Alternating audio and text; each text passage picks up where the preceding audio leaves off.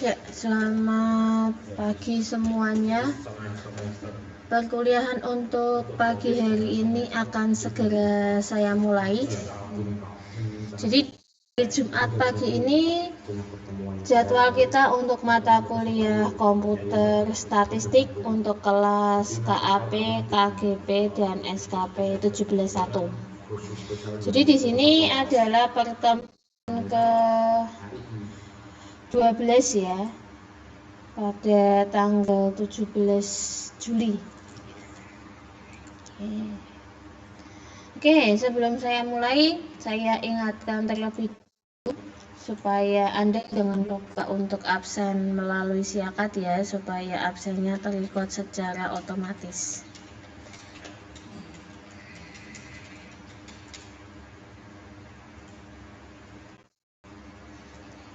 Di sini saya cek untuk absen di siakat, belum ada yang bergabung.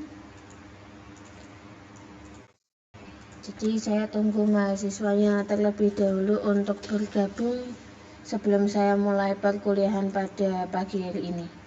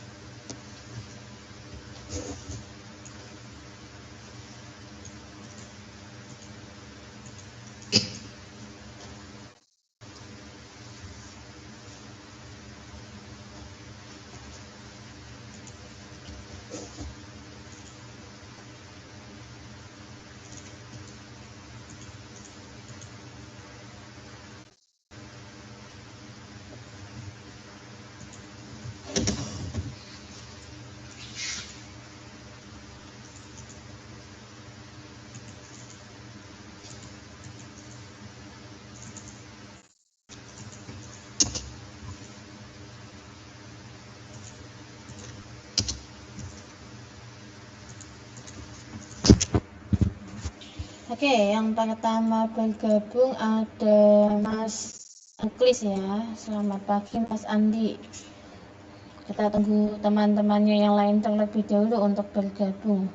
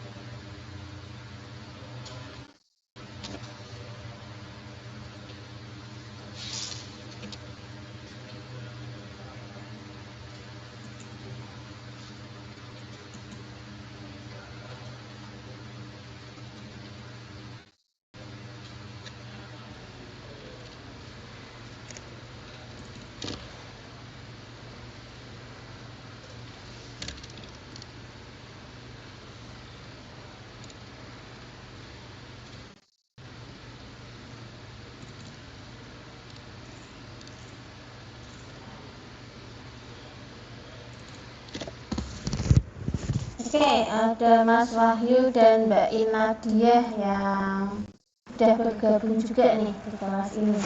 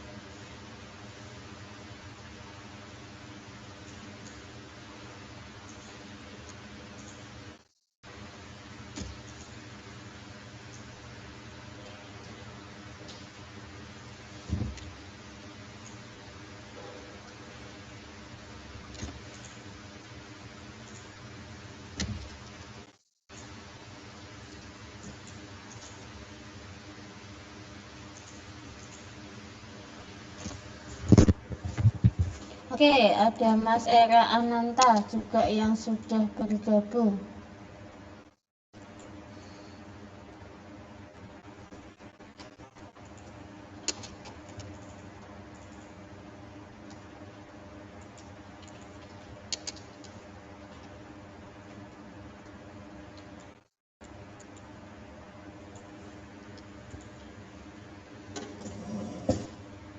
Oke, saya tunggu 2 menit lagi nih sebelum saya mulai perkuliahan ya. Jadi untuk yang lain tidak masalah ya, supaya tidak terlalu lama.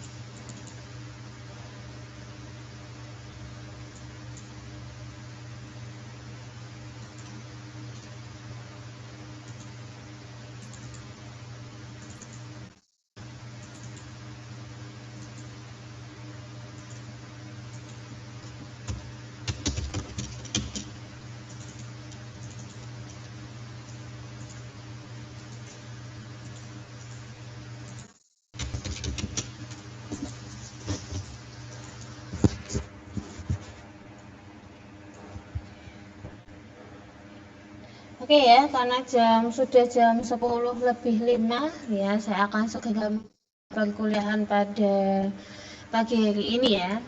Jadi topik pada pagi hari ini masih lanjutan dari topik minggu kemarin. Jadi untuk hari ini kita akan bahas uji hipotesisnya. Nah, jadi sebelum saya mulai ke uji hipotesis, saya ingatkan dulu atau sedikit reminder ya untuk pertemuan ke-10 dan ke-11 ya. Jadi untuk analisis regresinya itu diawali dari statistik deskriptif, kemudian analisis regresi ya, di mana analisis regresi itu dibagi menjadi 2. Yang pertama itu adalah uji asumsi klasik dan yang adalah uji hipotesis. Nah, kalau di minggu kemarin kita sudah bahas uji asumsi klasik, ada 4 model.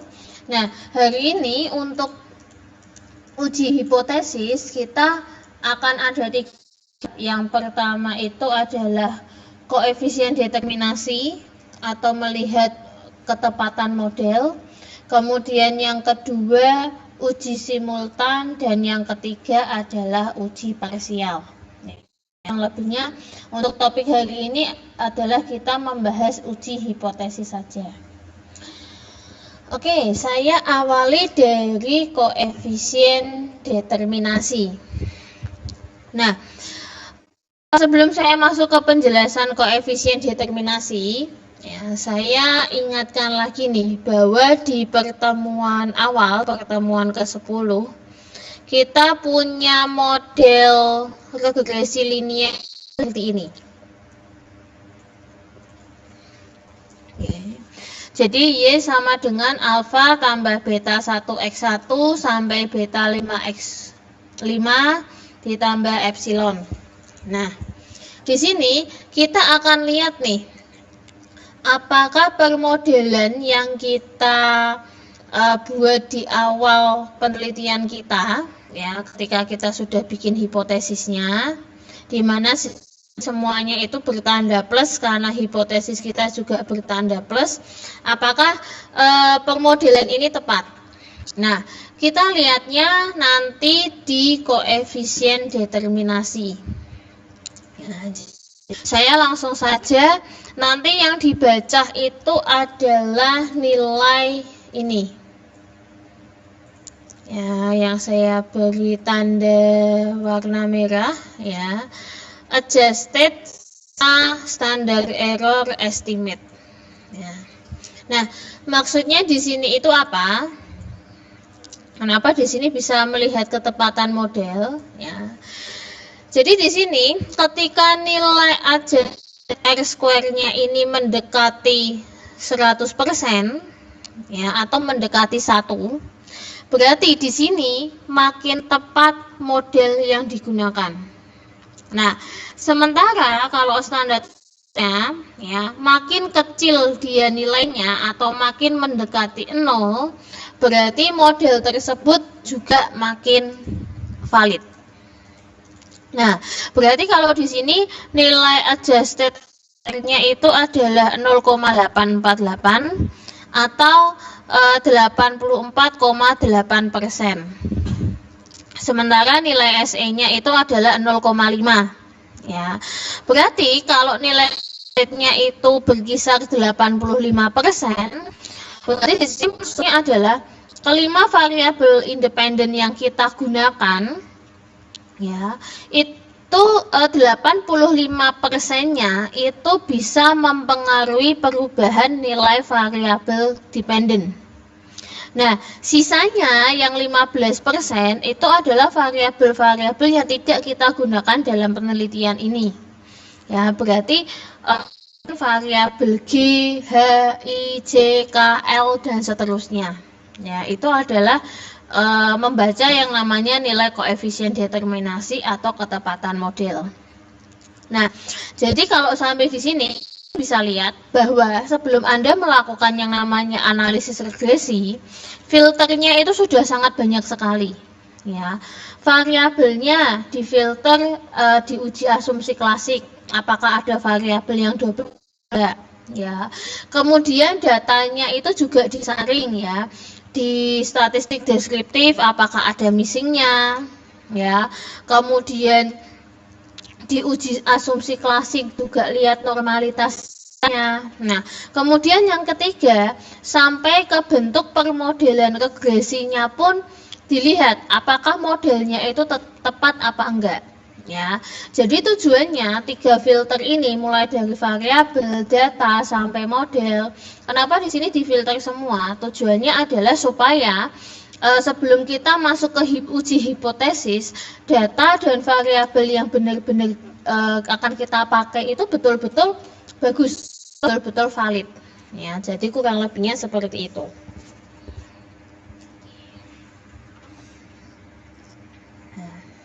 Nah, kemudian yang kedua kita akan membahas yang namanya uji signifikansi.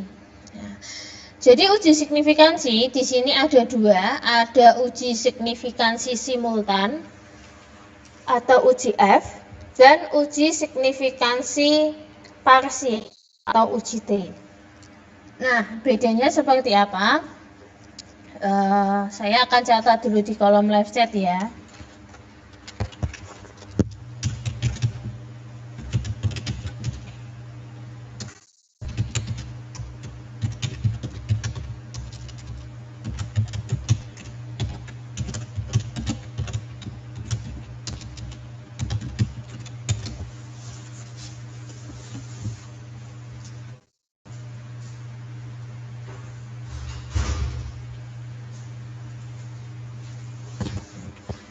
Nah, untuk uji simultan F itu maksudnya adalah kita 5 variabel independen, ya, kemudian 1 variabel dependen. Nah, apakah ketika 5 nilai variabel independen itu sama-sama berubah, secara serentak itu berubah, apakah nilai variabel dependen itu juga akan berubah? Itu yang namanya uji simultan ya. Jadi saya catat di kolom live chat.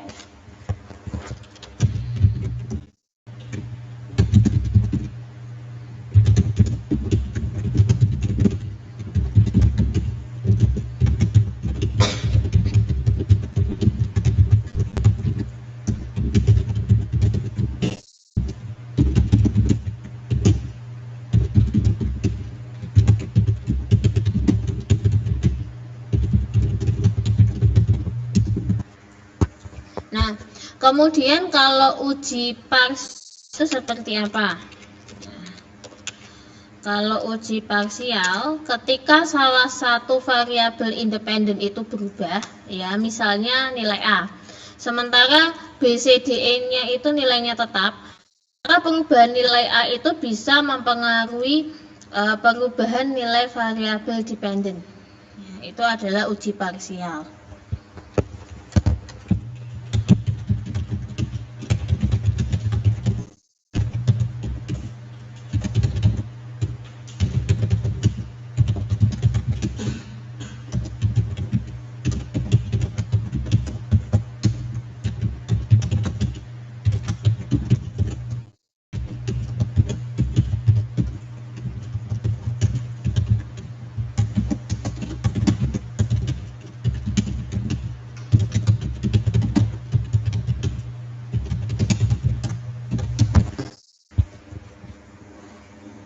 Nah, cara membacanya seperti apa? Ya, uji F dan uji T. Oke, kita coba lihat nih. Nah, untuk baca uji yang simultan atau uji statistik F, ya, yang kita lihat atau kita baca adalah tabel yang judulnya ANOVA, ya. Jadi nanti di outputnya kalau kalian coba itu ada tabel namanya ANOVA. Nah, bukan Innova ya, tapi namanya ANOVA. Kalau Innova itu mobil. Nah, yang kita lihat itu adalah nilai ini. Nah, kalian masih kalau SIG itu adalah singkatan signifikansi. Nah, di sini kita lihat bahwa nilai signifikansinya itu adalah 0. Nah, sementara kita tahu kalau nilai signifikansi menurut default SPSS itu adalah 5% atau 0,05. Nah, karena di sini nilai signifikansinya itu lebih kecil daripada 0,05, ya, berarti setelah uji simultan 5 variabel independen itu berpengaruh terhadap F. Ya, jadi ketika 5 variabel independennya itu dia serentak berubah, ya, dia akan mempengaruhi perubahan nilai variabel F. Jadi hubungan sebab akibatnya itu ada. Ya, itu uji simultan F. Nah, kalau uji parsial T seperti apa? Ya, kita lihat nih uji parsial T. Oke, ada Mbak Fani dan Mas Ignatius yang baru bergabung. Ya, selamat pagi nih, Mbak Fani dan Mas Ignatius. Nah, untuk membaca yang namanya uji statistik T, ya, biar kalian nggak bingung, di sini saya seragamkan warnanya.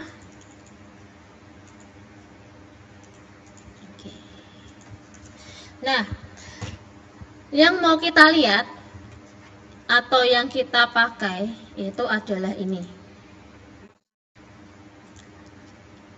Yang saya beri tanda atau kata hurufnya warnanya merah ya.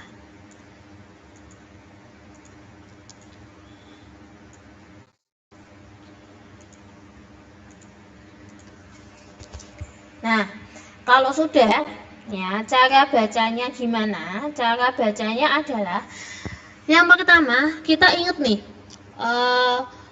kemarin ya di pertemuan 10 kita punya rumus matematika untuk model regresi di mana semua tandanya itu bertanda positif. Nah, ini.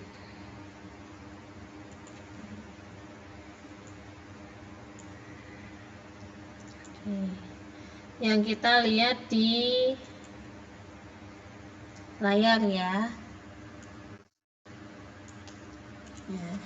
Ini adalah rumus awal dari model regresi kita.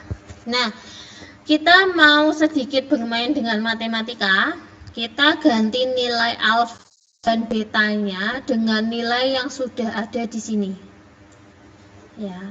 Alfanya adalah minus 1,464 ya.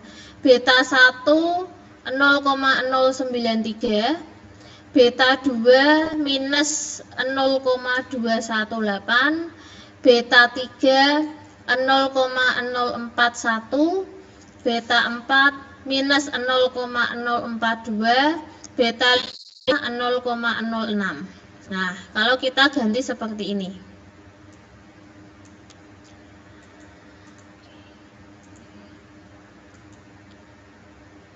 Nah, sebentar, saya besarkan dulu.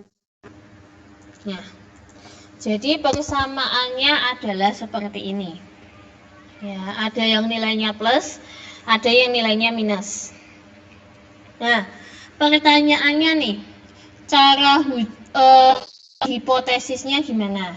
Nah, secara simpel untuk menguji hipotesis, ya, saya tuliskan dulu hipotesis awalnya di bawah, ya, supaya kalian nggak bingung. Saya kasih cara yang paling mudah untuk uji hipotesisnya. Kita punya 5 hipotesis.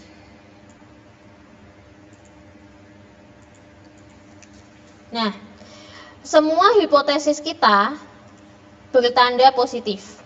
Nah, kita lihat nih, persamaan yang bertanda negatif yang mana? Berarti ada 2, B dan D. Ya, hanya ada 2, B dan D. Berarti di sini, ya, hipotesis B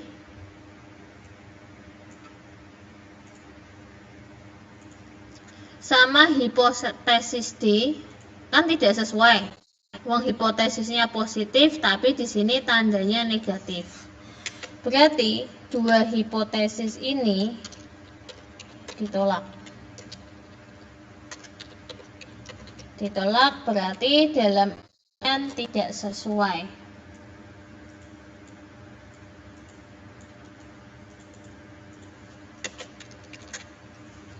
Nah, kenapa dia tidak sesuai? Kita ingat nih, kalau tandanya positif, itu berbanding lurus. Kalau nilai B naik, nilai F juga naik.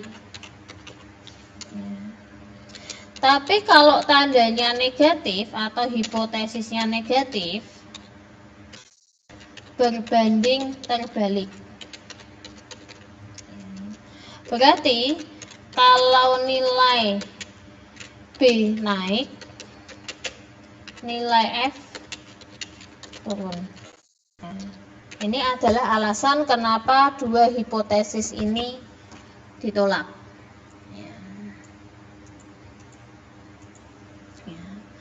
Berarti di sini sudah pasti ditolak.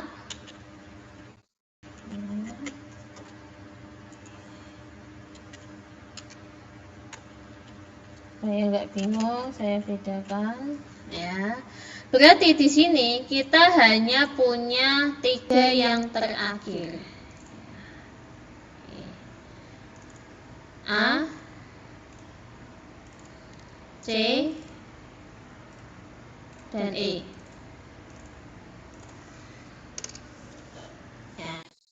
Berarti tinggal 3, saya pindahkan ke bawah.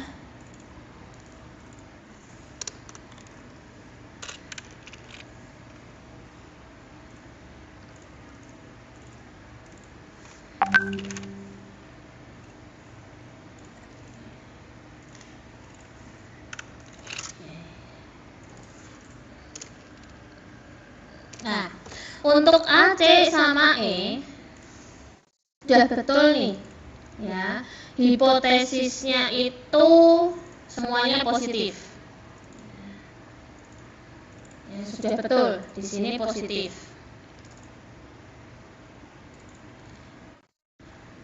Walaupun sudah betul di sini positif,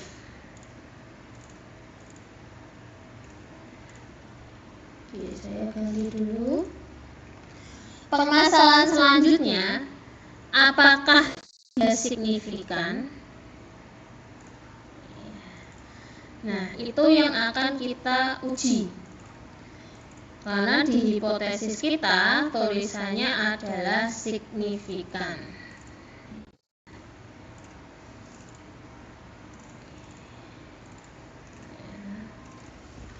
Saya tambahkan judulnya, apakah signifikan?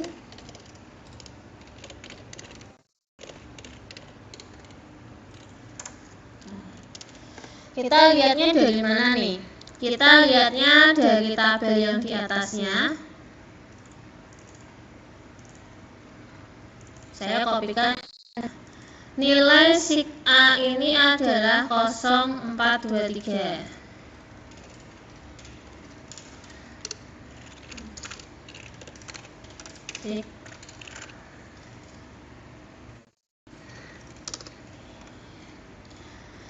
Kemudian yang C 0,025.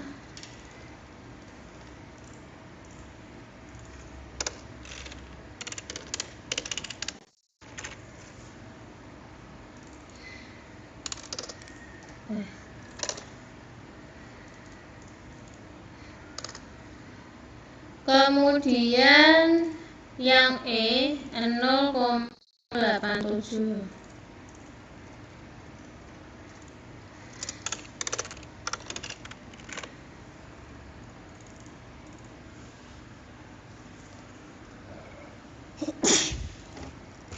Nah, untuk mau melihat nilai signya bagaimana?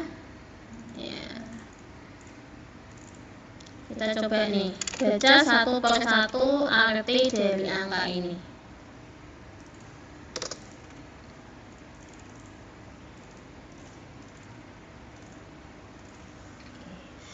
Kalian pasti masih ingat kalau nilai signifikansi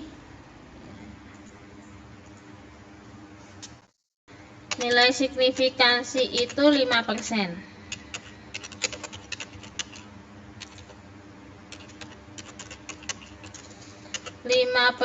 Itu adalah 0,05. Nah, ini sebenarnya ya, kita itu punya 3 nilai signifikansi.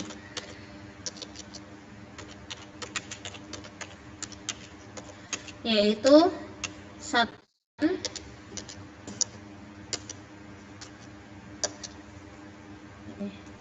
kenapa ini? Kemudian 5% dan 10%. Ya. Kalau 1% itu 0,001,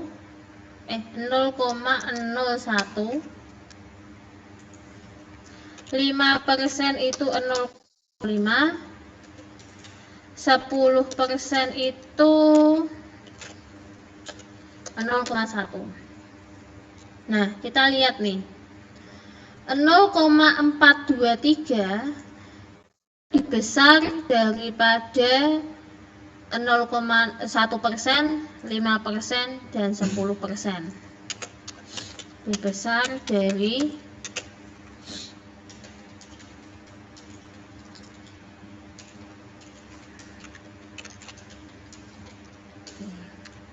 berarti ya tidak signifikan.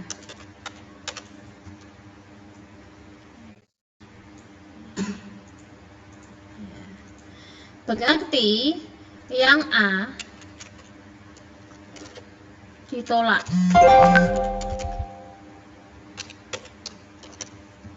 Ya, kenapa ditolak? Ya, alasannya karena tidak signifikan. Walaupun dia tandanya betul positif. Yang C ya 0,05. Ya. Dia lebih kecil dari 5%.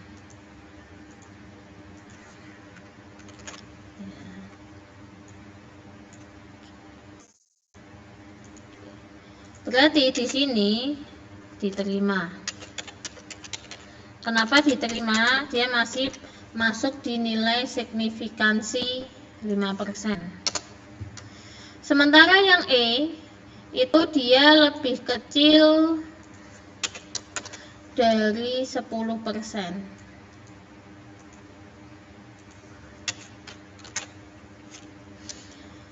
Berarti dia diterima. Kenapa dia diterima? Karena nilai signya masuk di nilai signifikansi 10%. Ya. Berarti kesimpulannya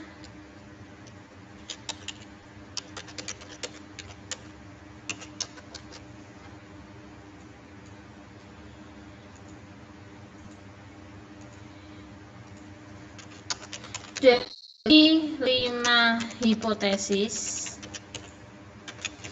hanya 2 yang diterima,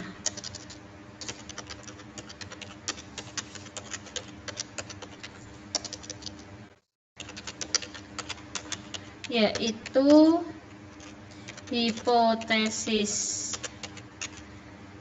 C dan hipotesis E. Oke, berarti kesimpulannya adalah seperti ini.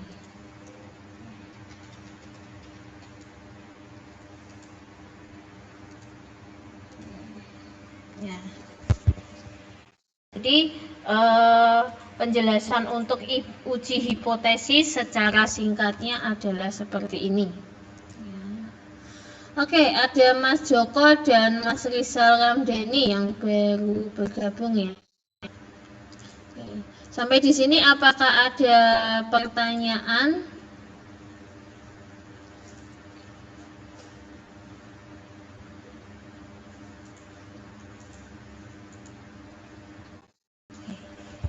Sebelum saya akhiri nih.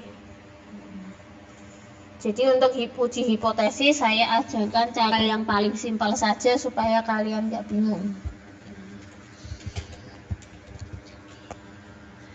Oke, saya tunggu 2-3 menit nih kalau ada yang mau bertanya atau memberikan komentar sembari saya ngecek absen di Siakat.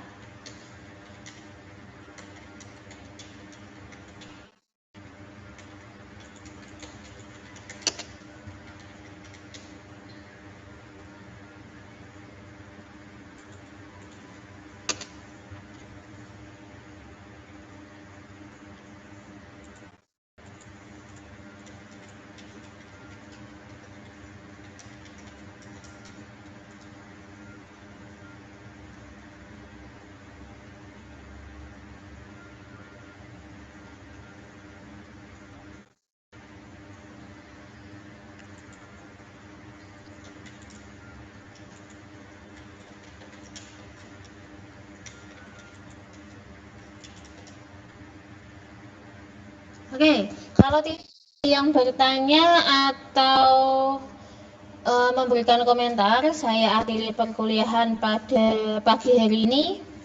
Terima kasih sudah mengikuti perkuliahan saya pada pagi hari ini. See you next week dan jam yang sama. Terima kasih. Assalamualaikum.